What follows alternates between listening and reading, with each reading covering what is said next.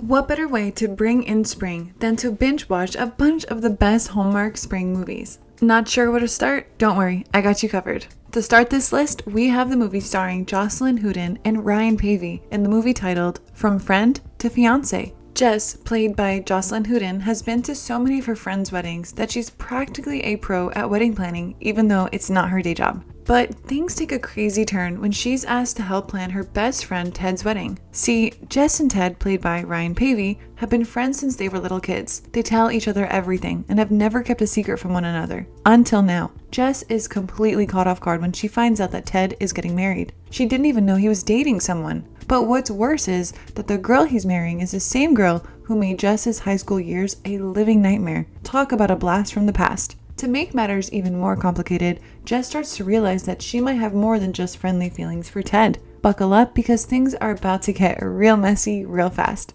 Jess just got asked to be the best woman, and apparently that means she's got to jump on board with all the wedding planning too. When it's done right, this trope just feels so real and genuine because these characters already have a history and a deep understanding of each other. And you know what? That's exactly how love works in the real world too.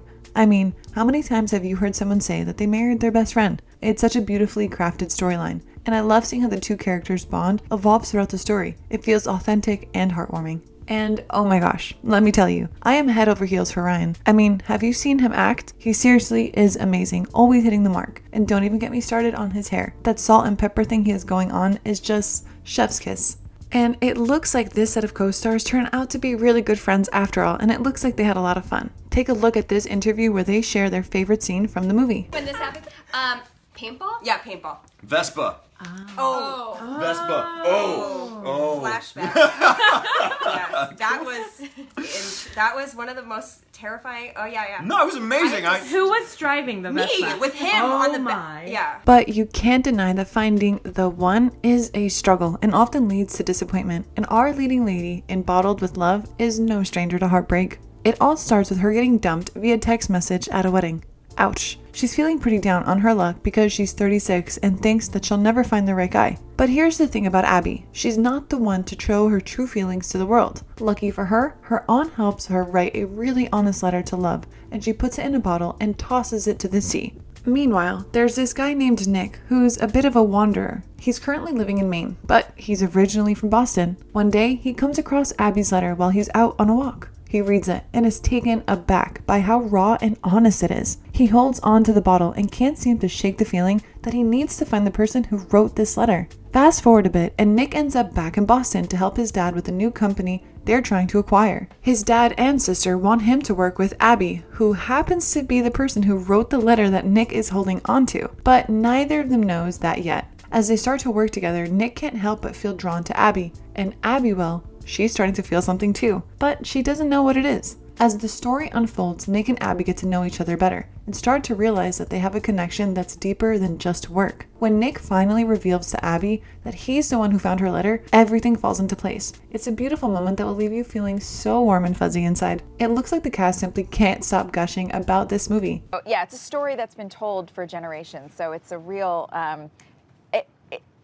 It's a staple. Yeah, it's a story that works. Yes, it's a story that works. Story that works. You know, if it's not broke, If it ain't broke, fix it. Yep, it's true. We love The storyline apart, you have to watch this movie to relive the sizzling chemistry between Andrew Walker and Bethany Joy Lenz. And now, a quick interruption for our weekly membership shoutout. Today's member is Jenny Garland. Thank you so much for your ongoing support. It means the world to us. And if you're interested in getting a membership shoutout, consider becoming a member of our channel today. Back to the video. How much of Ryan Pavey is too much of Ryan Pavey?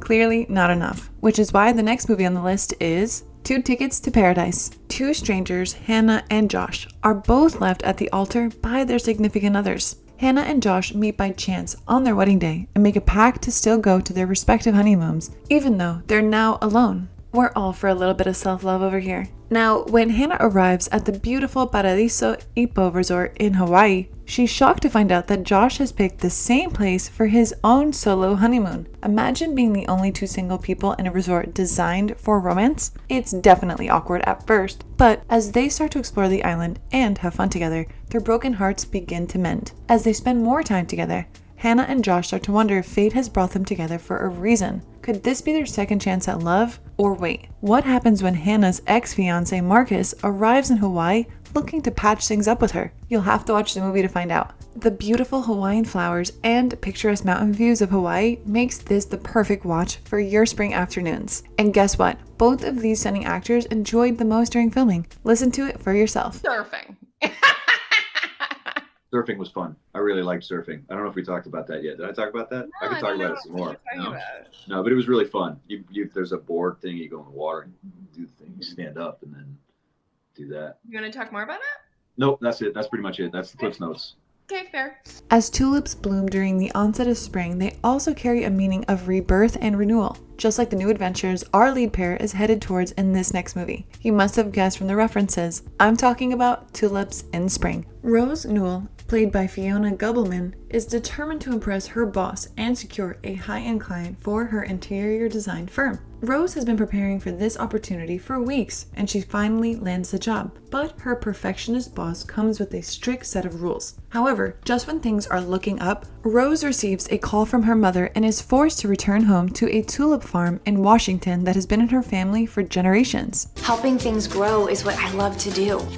Rose knows flowers, You got a real talent for it. but she's about to learn it's not what you grow, Are you guys gonna sell the farm? Lately, it's gotten tougher. it's who you grow to love. Like I couldn't see the way you two were looking at each other. Tell me you don't feel it, and I won't say another word. I will turn around and I will walk away. Despite not having visited the farm since leaving for LA and not having spoken to her father since college, Rose can't resist the call of home. As she helps her family prepare for their busiest season, she starts to reconnect with her roots and falls for her father's financial advisor, Tom, played by Lucas Bryant. As everyone settles back into their family familiar rhythms, something threatens to ruin the family's livelihood. Will Rose be able to save the farm and find love in the process? It's easy to guess that the makers were super picky about where they wanted to shoot this. They wanted a location that not only had tulips, but also looked stunning on camera. And you know what? They found the perfect place. British Columbia, Canada. British Columbia is famous for its tulips, and they included more than 30 different types in the film.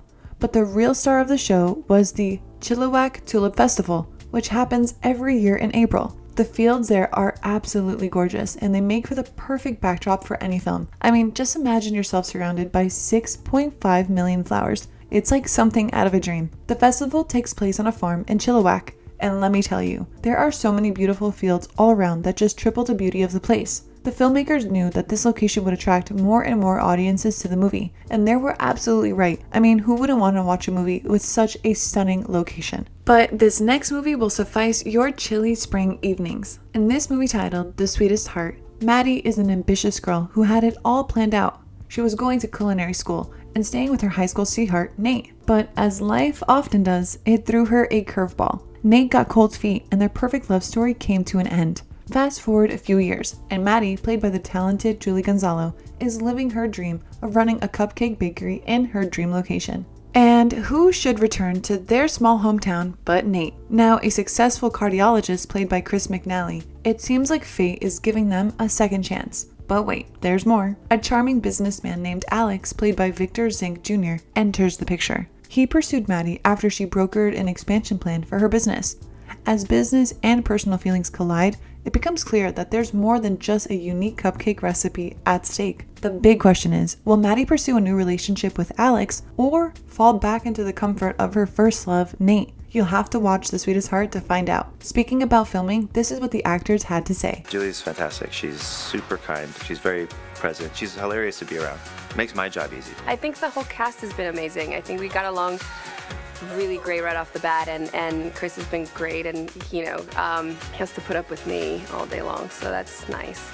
But now, get ready to be amazed by the stunning beauty of Lake Tahoe, which is at its peak in this movie. Romance in the air. As the snow melts away, a colorful display of wildflowers emerges on the hillsides, amidst patches of lush greenery and budding leaves. The sparkling clear waters of the lake reflect the bright spring sunshine, creating a mesmerizing sight. Cindy Bisbee returns as Eden, who's at a crossroads in her life. She's struggling with her job and needs a change of scenery, so she heads back to her favorite summer destination, Lake Tahoe. Together with her best friend, they stay at Eden's family's summer home, a place that holds many special memories for her. As she reconnects with her creativity and childhood friend Riley, who's now running his own business in Lake Tahoe, she starts to feel like she's finally where she belongs. Torrance Coombs has a schoolboy charm that really is hard to miss. But of course, there's a catch. Eden has someone waiting for her back home, which complicates things. Will she choose to follow her heart and stay in Lake Tahoe with Riley, or go back to her current partner? This movie is sure to tug at your heartstrings and keep you on edge of your seat as you root for Eden to find her true path. So these were some of the best spring Hallmark movies. Which one is your favorite? And which one did we miss? Let us know in the comments down below. And if you enjoyed our content, don't forget to give it a like and subscribe to our channel if you haven't already. All and any support means everything to us. Thank you so much for watching this far. See you next time.